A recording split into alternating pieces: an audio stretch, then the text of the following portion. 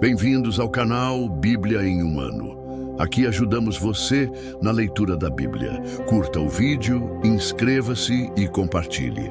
Acompanhe também pelo Spotify e YouTube Music para ouvir a Bíblia onde estiver. Os links estão no primeiro comentário fixado. Vamos juntos completar a leitura da Bíblia em um ano. Antigo Testamento, 2 Reis, capítulo 24. Durante o reinado de Jeoaquim, Nabucodonosor, rei da Babilônia, invadiu o país. E Jeoaquim tornou-se o seu vassalo por 3 anos. Então ele voltou atrás e rebelou-se contra Nabucodonosor. O Senhor enviou contra ele tropas babilônias, aramaicas, moabitas e amonitas para destruir Judá, de acordo com a palavra do Senhor proclamada pelos seus servos, os profetas. Isso aconteceu a Judá conforme a ordem do Senhor, a fim de removê-los da sua presença, por causa de todos os pecados que Manassés havia cometido, incluindo o derramamento de sangue inocente, pois ele havia enchido Jerusalém de sangue inocente, e o Senhor não quis perdoá-lo. Os demais acontecimentos do reinado de Jeoaquim e tudo o que realizou constam nos registros históricos dos reis de Judá. Jeoaquim descansou com os seus antepassados, e Joaquim, o seu filho, sucedeu-o como rei. O rei do Egito nunca mais se atreveu a sair com o exército das suas próprias fronteiras, pois o rei da Babilônia havia ocupado todo o território entre o ribeiro do Egito e o rio Eufrates, que antes pertencera ao Egito. Joaquim tinha 18 anos de idade quando começou a reinar e reinou 3 meses em Jerusalém. A mãe dele chamava-se Neusta, filha de Elnatã, e era de Jerusalém. Ele fez o que era mal aos olhos do Senhor, tal como o seu pai. Naquela ocasião, os oficiais de Nabucodonosor, rei da Babilônia, avançaram até Jerusalém e a cercaram. Enquanto seus oficiais a cercavam, o próprio Nabucodonosor veio à cidade. Então Joaquim, rei de Judá, a sua mãe, os seus conselheiros, os seus nobres e os seus oficiais se entregaram. Todos se renderam a ele. No 8º ano do reinado do rei da Babilônia, Nabucodonosor levou Joaquim como prisioneiro. Conforme o Senhor tinha declarado, ele retirou todos os tesouros do templo do Senhor e do palácio real, quebrando todos os utensílios de ouro que Salomão, rei de Israel, fizera para o templo do Senhor. Levou para o exílio toda Jerusalém, todos os nobres e todos os homens de guerra, todos os artesãos e artífices. Ao todo, 10.000 pessoas, só ficaram os mais pobres. Nabucodonosor levou prisioneiro Joaquim para a Babilônia. Também levou de Jerusalém para a Babilônia a mãe do rei, as suas mulheres, os seus oficiais e os líderes do país.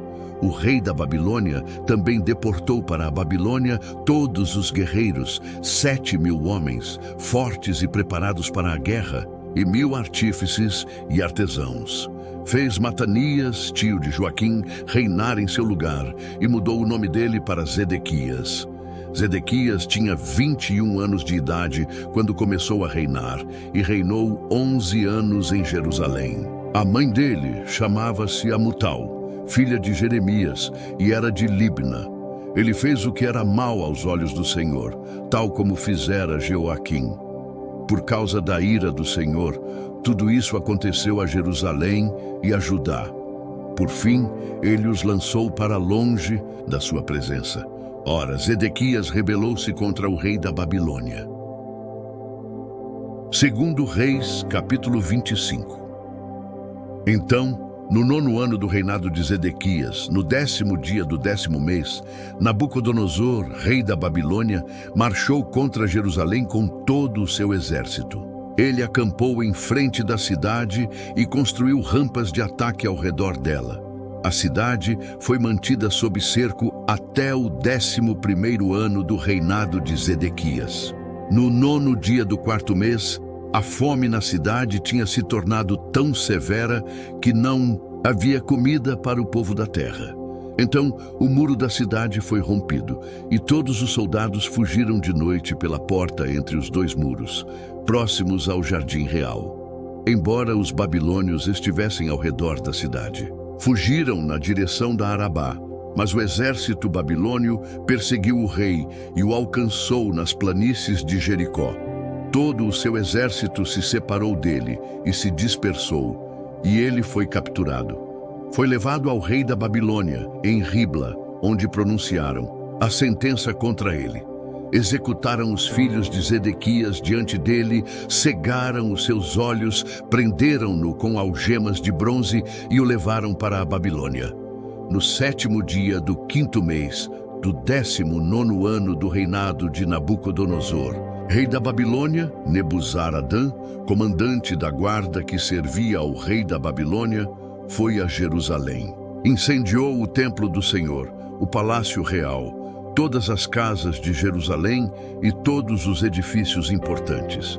Todo o exército babilônio que acompanhava o comandante da guarda derrubou os muros ao redor de Jerusalém.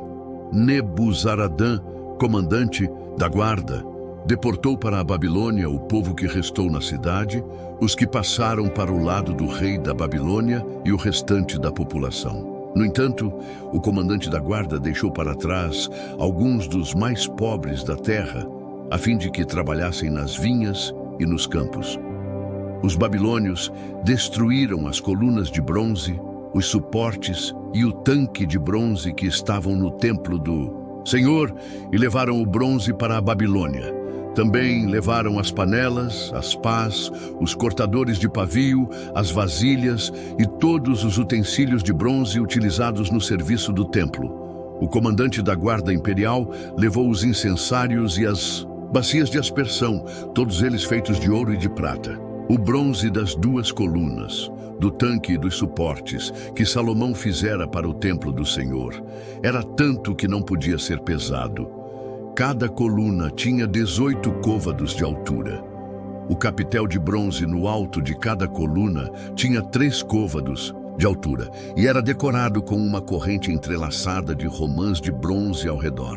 O comandante da guarda levou como prisioneiros Seraías, o sumo sacerdote, Sofonias, o 2º sacerdote e os 3 guardas da porta. Dos que ainda estavam na cidade, ele levou o oficial responsável pelos homens de combate e 5 conselheiros reais. Também levou o secretário principal líder responsável pelo alistamento militar no país e 60 homens do povo da terra que foram encontrados na cidade. O comandante Nebuzaradã os prendeu e os levou ao rei da Babilônia em Ribla. Lá em Ribla, na terra de Amati, o rei mandou executá-los. Assim, Judá foi para o exílio, para fora da sua terra. Nabucodonosor, rei da Babilônia, nomeou Gedalias, filho de Aicam e neto de Safã, como governador do povo que havia sido deixado em Judá. Quando todos os líderes do exército souberam que o rei da Babilônia havia nomeado Gedalias como governador, eles e os seus soldados foram falar com Gedalias, em Mispá. Os líderes eram Ismael, filho de Netanias, Joanã, filho de Careá, Seraías, filho do netofatita Tanumete, e Jazanias, filho de um Maacatita. Gedalias fez um juramento a esses líderes e a seus soldados, dizendo: não tenham medo dos oficiais babilônios. Estabeleçam-se nesta terra e sirvam ao rei da Babilônia, e tudo lhes irá bem. Contudo, no 7º mês, Ismael, filho de Netanias e neto de Elisama, de linhagem real, foi com 10 homens e assassinou Gedalias. Também mataram os judeus e os babilônios que estavam com ele em Mispá. Então, todo o povo, dos mais simples aos mais importantes, com os líderes do exército, fugiram para o Egito, com medo dos babilônios.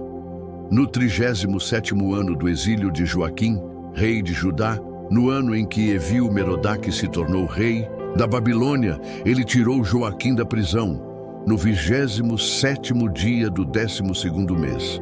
Tratou-o com bondade e deu-lhe o lugar mais honrado entre os outros reis que estavam com ele na Babilônia. Assim, Joaquim deixou as suas vestes de prisão e pelo resto da vida comeu à mesa do rei. Diariamente, enquanto viveu, Joaquim recebeu uma pensão regular do rei. Novo Testamento, João capítulo 5, versículos 1 ao 24. Algum tempo depois, Jesus subiu a Jerusalém para uma festa dos judeus. Há em Jerusalém, perto da Porta das Ovelhas, um tanque com 5 entradas ao redor, o qual, em hebraico, é chamado Betesda. Ali costumava ficar um grande número de pessoas doentes e inválidas, cegos, mancos e paralíticos. Um dos que estavam ali era paralítico fazia 38 anos. Quando o viu deitado e soube que ele vivia naquele estado havia tanto tempo, Jesus lhe perguntou: "Você quer ser curado?" O paralítico disse: "Senhor, não tenho ninguém que me ajude a entrar no tanque quando a água é agitada. Enquanto estou tentando entrar, outro chega antes de mim." Então Jesus lhe disse: "Levante-se, pegue a sua maca e ande." Imediatamente o homem ficou curado, pegou a maca e começou a andar.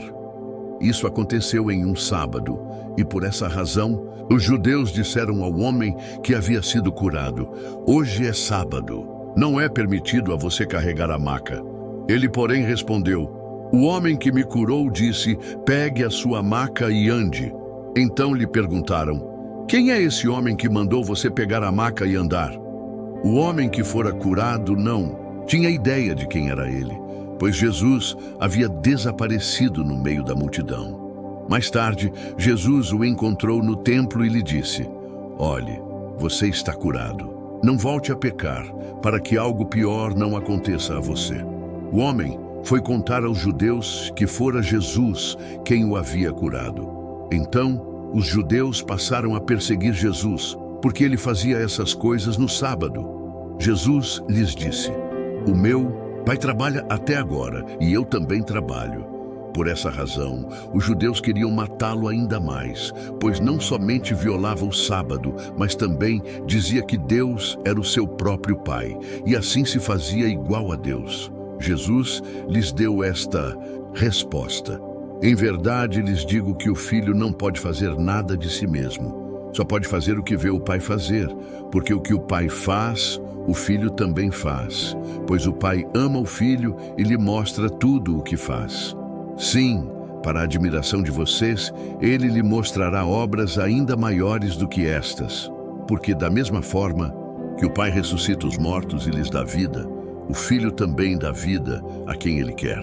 Além disso, o Pai não julga ninguém, mas delegou todo julgamento ao Filho, para que todos honrem o Filho como honram o Pai. Aquele que não honra o Filho, não honra também o Pai que o enviou. Em verdade lhes digo que quem ouve a minha palavra e crê naquele que me enviou tem a vida eterna e não será condenado, mas já passou da morte para a vida. Obrigado por chegar até aqui. Curta o vídeo, inscreva-se no canal e compartilhe com aqueles que são importantes para você. Que Deus nos ajude a completar esta jornada. O Senhor te abençoe e te guarde. O Senhor faça resplandecer o seu rosto sobre ti e tenha misericórdia de ti. O Senhor sobre ti levante o seu rosto e te dê a paz. Até amanhã.